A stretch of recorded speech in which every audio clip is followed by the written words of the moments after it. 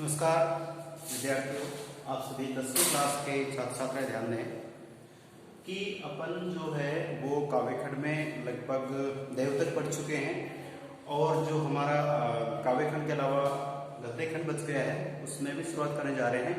लेकिन जानते हैं कि उसमें भी और अपने काव्य खंड में भी व्याकरण का बहुत ही पोर्शन है।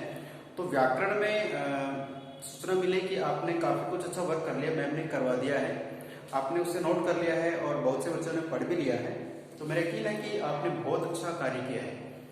उसमें से कुछ बच्चों की डिमांड की कि सर समाज से कुछ बच्चों ने कर लिए हैं, कुछ ने नहीं किए हैं। तो जिन्होंने नहीं किए हैं वो तो इससे नोट भी करेंगे और याद भी करेंगे। बाकी ये वीडियो सबके लिए है, वो आप पे डिपेंड करता है कि आप इसे नोट करते हैं या पहले से क्या हुआ वर्क कोई उसी में मेल करके इसको याद करते हैं।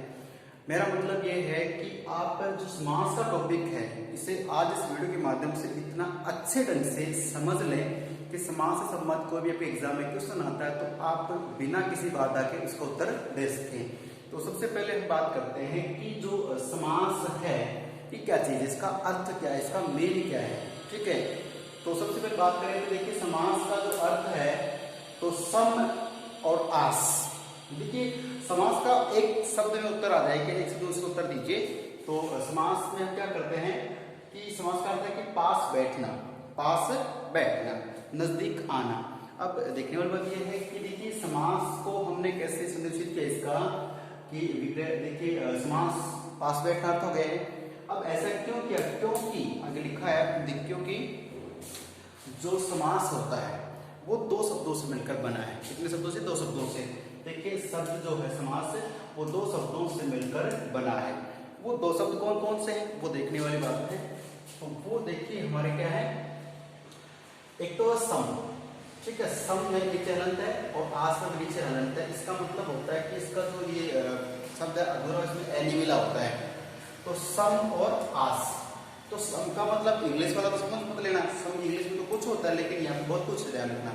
तो सम का मतलब क्या हो गया है हमारे लिए, सम हो गया है कि नजदीक या निकट, पास में, ठीक है। और आस का मतलब हो गया है बैठना। देखो लिखा भी है कि सम का अर्थ है निकट या पास में, नजदीक भी ले सकते हो। और आस का मतलब होता है बैठना, यानी कि नजदीक बैठना, पास बैठना। अब इस बात को थोड़ा सा लिखे समझे कि दो शब्द अगर पास पास आके बैठते हैं इसका मतलब कि मिलते हैं। तो दो या दो से अधिक शब्द अगर पास बैठते हैं तो उसी प्रक्रिया को समास कहते हैं। समझ इस बात को। अब एक इम्पोर्टेंट बात यह है कि बहुत से बच्चे ऐसे हैं कि तुरंत कैचिंग कर लेते हैं। कई ऐसे भी होते हैं मेरे से, मान लीजिए कि उनको डाउट्स होते हैं, डाउट्स को क्लियर करना जरूरी है। देखिए संधि और समास की परिभाषा थोड़ी मिलती जुलती है, क्योंकि परिभाषा हम लोग रटते हैं ना, साइंस में इंग्लिश में, ठीक है, रटने से भी समझने से भी काम चलता है, लेकिन हिंदी में अगर रटते तो गलत होता है। कैसे? देखिए यहाँ पर दो या दो से अधिक इतना तो पढ़ते हैं, उसके बाद बच्चे वही कि वर्णों का मेल। देखिए वर्णों का मेल, दो या दो से अधिक वर्णों का मेल करेंगे, वर्णों को मिलाएंगे तो संधि बनेगी। ठीक है, ये ध्यान रखना है। अच्छा ये भी मैं आपको बता दूं, 11th 12th में अगर संधि का टॉपिक मैंने थोड़ा बताया पढ़ाया हमको, तो दो या दो से अधिक वर्णों के मेल को संधि कह दें, ये भी गलत है। क्योंकि दो या दो से अधिक वर्ण मिल तो जाएंगे लेकिन उनके उच्चारण और उनके लेखन में अंतर आना चाहिए, भिन्नता आनी चाहिए, तब जाके वो संधि बनती है। अन्यथा दो या दो से अधिक वर्ण मिलने पर भी संधि नहीं, संयोग होता है। दुर्धन अवस्था, दुर्वस्था, इसमें कोई अंतर नहीं आया, इसका मतलब ये संयोग है, संधि नहीं है। इसलिए आपको ध्यान रखना है कि दो या दो से अधिक शब्द मिले तो समास, और अगर दो या दो से अधिक वर्ण मिलने पर उनके लेखन और उनके उच्चारण में अंतर आता है तो संधि होती है। तो प्यारे छात्र छात्रों, मेरा मतलब है कि संधि की परिभाषा और समास की परिभाषा दोनों अलग अलग हैं, समझना जरूरी है, रटने की आवश्यकता नहीं है। ठीक है, तो देखिए समास का अर्थ बता दें मैंने कि समास का मतलब क्या होता है कि पास बैठना। अब कैसे कि सम का मतलब होता है नजदीक या पास, और आस का मतलब होता है बैठना। तो पास बैठना अर्थात दो या दो से अधिक, दो शब्द मान लीजिए कि दो शब्द जब नजदीक बैठ जाते हैं तो समास कहते हैं, या दो से अधिक भी हो सकते हैं। तो दो या दो से अधिक जब शब्द हैं वो आपस में मिलते हैं, परस्पर मिलते हैं या बैठते हैं तो उस प्रक्रिया को हम कहते हैं समास। ये तो गई है अर्थ और परिभाषा। अब बात करेंगे, एक मैं आपको पूछ लूं कि समास शब्द जो है इसका विलोम क्या होगा, विलोम शब्द क्या होगा, और ये मैं आपको बताऊंगा भी नहीं। ठीक है, ये ध्यान रखना है कि पहले आप मुझे इसका उत्तर बताएंगे। आप सर्च करें इस चीज को। जैसे मान लो कि आप कहेंगे सर समास का विग्रह, ये भी गलत है आपका। समास का विच्छेद, ये भी गलत है आपका। ध्यान रखना, समास शब्द का विलोम शब्द क्या होता है। एक छोटा सा प्रश्न दिया मैंने आपको, अभी आप व्हाट्सएप पे कमेंट करके बता सकते हैं कि समास का विलोम शब्द क्या होता है। ठीक है, चलिए, हालांकि मैं आपको बता दूंगा जब आपका सही समय आएगा उसमें। ध्यान देखिए, समास जो है शब्दों के पास बैठाता है।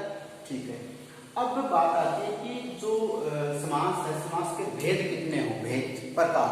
ठीक है, तो अब इसमें भी दो बातें इंपॉर्टेंट है। लेकिन मैं आप चाहता हूं कि जब आज आप यहाँ पे 10वीं बोर्ड में समास पढ़ रहे हैं, तो मैं ये चाहता हूं कि आपको इसके बाद 11th में 12th तक तो उसकी पढ़ा देंगे। चलिए, हालांकि 12th में नहीं है, 11th में भी नहीं है, लेकिन आप देखिए कि आगे अगर को पढ़ा दिए तो ठीक है। आप क्या सोचते हैं फिर पढ़ लेंगे?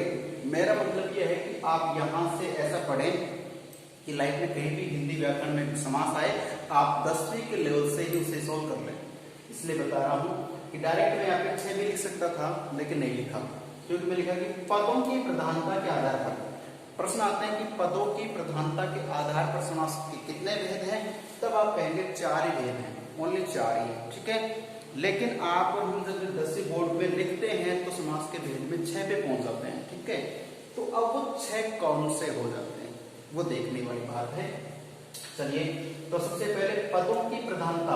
तो पद देखिए इसमें कि पहला पद, दूसरा पद, तीसरा पद या दोनों पद, सम्मिलित पद, उसके आधार पर। तो पदों की प्रधानता के आधार पर देखें तो केवल 4 प्रकार के समास हमारे पास हैं, और कौन कौन से आपके सामने हैं। तो देखिए, पहले का नाम लिख देखिए, नाम की बहुत जिज्ञासा रहती है, नाम कर देंगे। तो आपके सामने है अव्ययी भाव समास, अव्ययी भाव समास है। फिर है तत्पुरुष समास, फिर हमारे लिए है द्वंद्व समास, द्वंद्व के ऊपर अनुस्वार है, द हलंत और वह, तो द्वंद्व समास है। फिर हमारा चौथे नंबर का है बहुव्रीहि, इसमें बैनी वैसे वकील वाला है, बहुव्रीहि, वी बड़ी ही छोटी, बहुव्रीहि समास है। बात करते हैं कि ये तो हो गए पदों की प्रधानता। पदों की प्रधानता का डिस्ट्रीब्यूशन देखिए आप, यह लिखा हुआ है पहला पद प्रधान। ये ध्यान रखना है ट्रिक हमारे लिए कि यदि कोई शब्द आपके सामने है, उस शब्द को आप उसका समास विग्रह करते हैं, ये शब्द को देखते हैं तो क्या करते हैं कि यदि उसमें पहला पद प्रधान का मतलब इंपोर्टेंट है, उसके अनुसार कार्य हो रहा है, तो पहला पद जिसमें प्रधान होगा वो होगा अव्ययी भाव समास। अब इसको मैंने पहले नंबर पे रख दिया है, तो याद हो जाएगा कि जो पहले नंबर पे आ रहा है वो अव्ययी भाव समास है। इसमें क्या होता है कि इसमें पहला पद प्रधान होता है। ठीक है, पहला पद प्रधान होता है। एक अच्छी ट्रिक और बताऊंगा आपको, इस समास के जो लगभग उदाहरण आपको मिलते हैं वो सारे उपसर्ग से संबंधित होते हैं। संस्कृत की होती हैं, हिंदी की होती हैं। पहला पद प्रधान है जैसे यथाशक्ति, ठीक है, यथाशक्ति, यथानुसार, और जैसे और भी इसमें आएंगे अपने, एक प्रत्यय का भी इसमें प्रयोग होता है। ठीक है, भरपेट है। तो इस तरह से क्या है कि ये जो समास हमारा अविभाज्य समास, इसमें आपको उपसर्ग प्रत्यय का प्रयोग करना पड़ता है। ठीक है, और ध्यान रखना इसमें प्रथम पद क्या होता है, प्रधान होता है। जिसका पहला पद प्रधान है, पहला पद ही ज्यादा काम का है, वो होता अव्ययी भाव समास। समझ रहे हो? ये यूं कह दूं मैं कि पहला जो पद आएगा ना वो क्या रहेगा, अव्ययी रहेगा। अव्ययी का मतलब क्या होता है कि ऐसा शब्द जिसपे किसी दूसरे का प्रभाव नहीं पड़ता। अब जैसे ही 10th पास आउट होंगे, 11th में जाएंगे, उसमें भी टॉपिक चलेगा। ये अभी मैं आपको बता दूं, एक होता है अविकारी शब्द या अव्यय उन्हें कहा जाता है। ठीक है, तो अविकारी कहो या अव्यय शब्द कहो, उसका मतलब ये होता है कि उनके ऊपर संज्ञा का, वचन का, कारक का प्रभाव नहीं पड़ता। वो अपने जिस रूप में है उसी में रहते हैं। जैसे मैंने कह दिया लड़का पढ़ता है, ठीक है, तो इसमें मैंने लड़का शब्द के नीचे अंडरलाइन कर दिया, तो लड़का एक संज्ञा है। ठीक है, जातिवाचक संज्ञा हो गया। अब देखिए लड़का पढ़ता, तो लड़का क्या है, संज्ञा है। ठीक है, तो इसमें आप मात्रा बदल के लड़के भी कर सकते हो, अपने वचन बना दिया, और इसको विलोम कर सकते हो, लड़का का लड़की तो कर सकते हैं ना, कर सकते हैं ना। मतलब साफ है कि जिस शब्द पे, जैसे मान लीजिए संज्ञा, लिंग, वचन, कारक का, संज्ञा तो रहती है लेकिन लिंग, वचन और कारक का प्रभाव पड़ जाए, वो तो क्या रहता है हमारे लिए वो रहेगा हमारे लिए अविकारी शब्द, और जिसमें किसी भी शब्द पे न तो लिंग का, न वचन का, न कार्य का प्रभाव नहीं पड़ रहा है, वो अपने आप में बना हुआ है, तो उस शब्द को अविकारी शब्द कहते हैं। उसमें कोई प्रभाव नहीं पड़ता है। जैसे मान लो मैं कह दूं यथाशक्ति, यथाशक्ति। अब यथाशक्ति में आप देख सकते हैं, अपन इसको लिख के भी बना सकते हैं। देखिए इसमें तो ये अपन जो बना रहे हैं, इसमें देखिए आप एक सेकेंड, अब मैं आपको कुछ और बताता हूं, ठीक है, इसका ध्यान रखना हमारे को।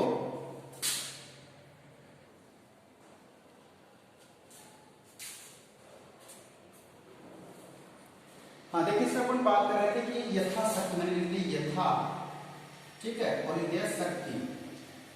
आप देख सकते हैं कि इसमें जो पहला शब्द है हमारा ये यथा, यथा जो है देखिए यथा, ठीक है। अब यथा शब्द पे अपन कुछ भी प्रयास कर ले, कोई बदलाव नहीं हो सकता। न तो इससे लिंग का प्रभाव पड़ेगा, यथी बना सकते नहीं, यथो बना सकते नहीं, ठीक है। तो जिस शब्द पे किसी लिंग का, वचन का, कारक का प्रभाव नहीं पड़ता, वो होता है अविकारी शब्द, उसे अव्यय कहते हैं। जो हमारे समास का पहला ही पॉइंट है कि अव्यय बहु समास कौन से होंगे, जिसमें पहला पद क्या होगा, अव्यय होना चाहिए। रखने वाली बात नहीं, समझना है। कोई भी शब्द आपको यथाशक्ति दे दिया, ठीक है, तो इसमें देखिए पहला पद क्या है, अव्यय शब्द है, और इसमें किसी का प्रभाव नहीं पड़ रहा, इसका मतलब ये अव्यय है, और पहला पद अव्यय है तो अव्यय समास होगा, ठीक है। और इसमें अच्छी बात यह है कि इसमें इस शब्द के अनुसार ही कार्य होगा, तो पहला पद क्या हो गया, प्रधान हो गया है, ये मुख्य हो गया, यथाशक्ति, शक्ति के अनुसार, ठीक है। तो देखिए ये पहला पद प्रधान है, इसका मतलब हो जाएगा अव्यय समास। समझ रहे हो? बात करते आगे तत्पुरुष समास। तत्पुरुष समास को समझने के लिए आपको थोड़ा सा क्या है कि कारक चिन्ह पे ध्यान होना चाहिए, ठीक है, ध्यान रखना है। तो तत्पुरुष समास पढ़ना है तो आपने जानते हो, सुना भी होगा, कर्ता में क्रम को कर्ण से संप्रदान के लिए, अपादान से अलग होने के लिए, अधिकरण में पर संबोधन है अरे हो, इस तरह की बात करते हैं। जो आपने 6th क्लास में, 7th में, 8th में पढ़ लिया होगा, नहीं पढ़ा तो समझा देंगे। लेकिन आपको तत्पुरुष समझने के लिए जो आपका कारक चिन्ह है उनको ध्यान में रखना होता है, ठीक है। अब बात करें आगे कि जो तत्पुरुष समास हमारा है, इसमें एक समस्या आपके लिए वो क्या है कि तत्पुरुष समास में दो इसके और भाग हैं। अब अगर कोई पूछ ले आपसे कि पदों की प्रधानता के आधार पर तब तो 4 है ही हैं, लेकिन जब कोई कह दे कि नहीं 4 नहीं 6 होते हैं, तो वो 6 कहां से बनते हैं, उसका भी जिक्र करते चले कि तत्पुरुष समास है, इसके 2 भाग और बन जाते हैं, ठीक है। मैं थोड़ा सा इंट्रोडक्शन आपको दे दूं यहाँ पे, इसके यहाँ नीचे भाग बनाएंगे। छठा, तो ये कौन से रहेंगे हमारे लिए, एक तो रहेगा हमारा द्विगु, द्विगु समास रहेगा, और एक हमारा रहेगा कर्मधारय। कौन सा रहेगा, कर्मधारय।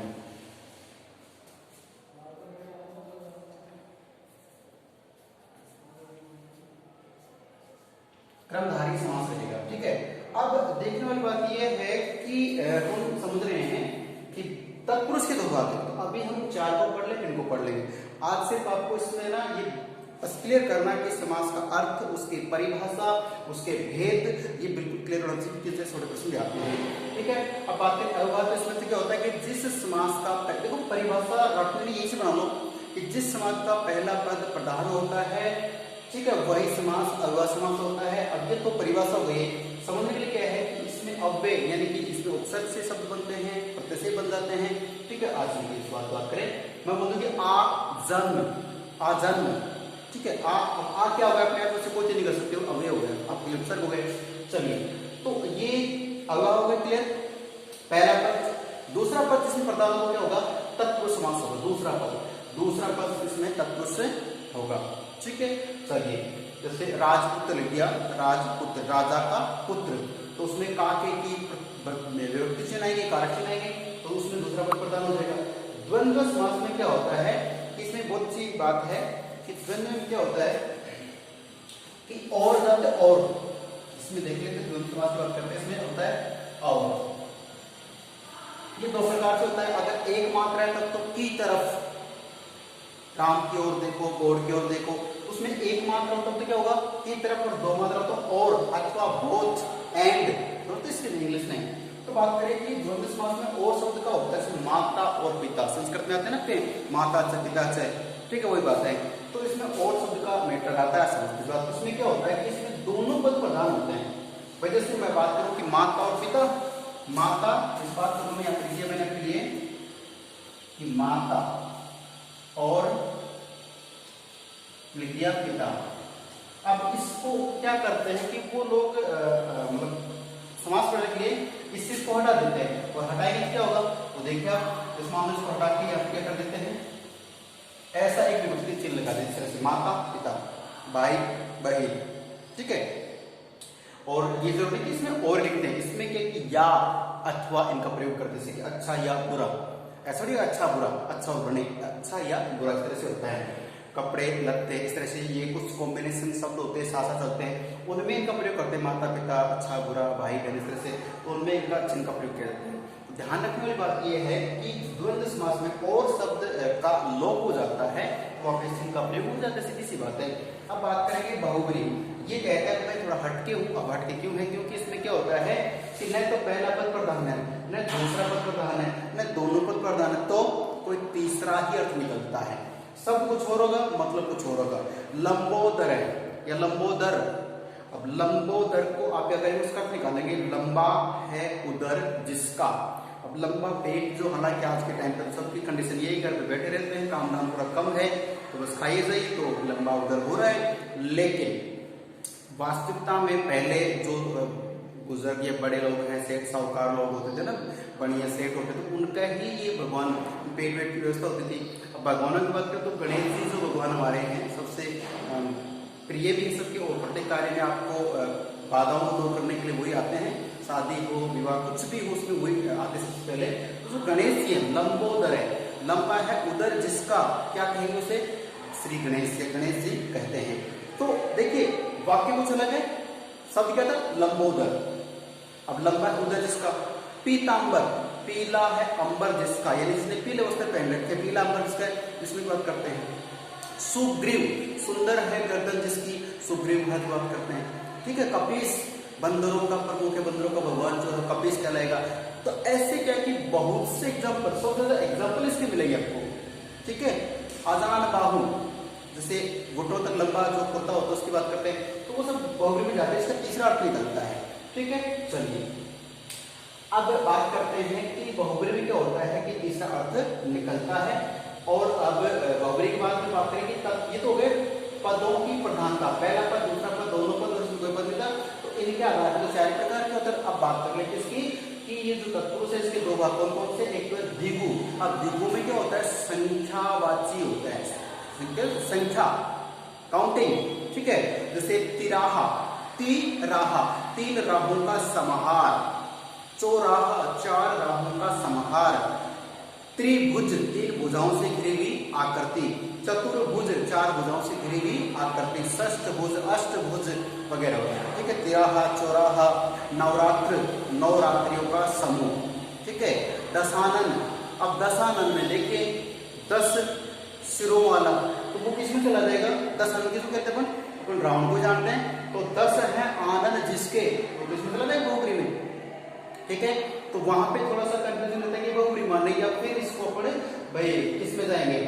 एक तो संख्यावाची की बात करें तो इसमें 1 से 9 तक की जब संख्या आ रही है तो वहां तक तो अपन क्या मान लेते हैं, अपना द्विगु मान लेते हैं। उसके बाद में 10 से लेकर ऊपर जितनी संख्या आती है उसमें अलग अलग मानते हैं। तो इसमें तो 10 तक क्या हो गया, अपना अभी बहुब्री बन गया है। लेकिन जैसे मान लीजिए कि 25 किसमें बदले? 25, तो 20 और 5 और किसमें आता है? द्वंद्व में आ रहा है, एक नहीं है तो अलग चला जाएगा, ध्यान रखना है। अब बात करते हैं कि तत्पुरुष के 2 भाग, द्विगु। अब द्विगु में तो मैंने कहा संख्या, पहला पद संख्यावाची होगा। त्रिनेत्र, 3 है नेत्र जिसके। त्रिदोष, 3 है दोष जिसमें, ठीक है ना। तो इसकी बात करते हैं। अब बात करें द्विगु के बाद में क्रमधारी। तो कर्मधारी जो समास हमारा है, तो इसमें क्या होता है कि जो कर्मधारी समास है इसमें ये ध्यान रखना हमारे को कि ये इसके जैसे होता है, किसके? बहुब्री के जैसे इसकी विग्रह करते हैं। लेकिन इसमें क्या होता है कि जो बात करते हैं जैसे चरण कमल, चरण कमल, जिसके चरण कमल के समान है, चरण कमल, ठीक है। तो इसमें क्या होता है कि इसमें बहुत बड़ी सिमिलरिटी आ जाती है, समानता आ जाती है, आपको कंफ्यूज होना नहीं है, इसका ध्यान रखना है कि इसमें क्या विग्रह करते हैं तो इसकी जैसे बनता है, लेकिन ऐसा होता नहीं, इसमें क्रम प्रधानता वाली बात आती है, क्रमधारी क्रम धारण करते हैं, ठीक है ना। तो मृग नयनी, मृग जैसी आंखों वाली, अब कोई अलग से नहीं होती है, इस तरह से होता है। तो बहुत से एग्जांपल आएंगे, मैं आपको समझाऊंगा, बताऊंगा। मेरा आज का मतलब ये है कि आपको समास का अर्थ करना आना चाहिए, समास की परिभाषा आनी चाहिए, और पदों की प्रधानता के आधार पूछे। अगर सिंपली पूछ ले कि समास कितने प्रकार के हैं और आपका एक पहले से रटकड़े बात फिक्स है, तो आप सीधा लिख सकते हैं कि 6 प्रकार का हो सकता है, गलत नहीं होगा। लेकिन जब किसी कॉम्पिटिशन एग्जाम में, किसी नौकरी के एग्जाम में कहीं और पूछते हैं, तो अगर आप बताएं पदों के आधार पर 4 प्रकार का है और सामान्य तौर पर इसको 6 भागों में बांटा जाता है, तो कोई डाउट से नहीं रहेगा। समझ चुके हैं आप समास का डेफिनेशन प्रकार वगैरह थे। अब हम एक एक का एग्जांपल लेके बात कर लेंगे, ठीक है। तो प्यारे छात्र छात्रों, मिलते हैं नेक्स्ट वीडियो में। ये कैसा लगा मुझे बताना, इसे पढ़ना जरूर है, ठीक है। धन्यवाद।